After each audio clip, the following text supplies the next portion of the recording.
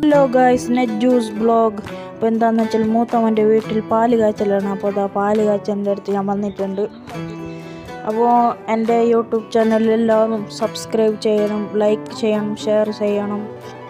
അപ്പോൾ ഇടയ്ക്കൊരു ചോക്ലേറ്റ് തിന്നു, പിന്നെ ഇങ്ങനെ തളിച്ച് മറിയാൻ തുടങ്ങി.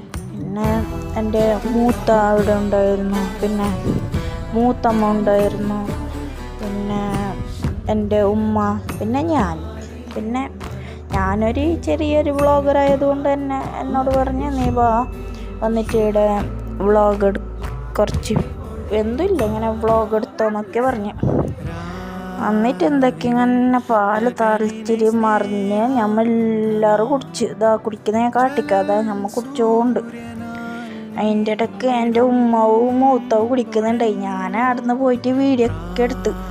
അപ്പോൾ എല്ലാവർക്കും ടാറ്റാ, ബൈ ബൈ.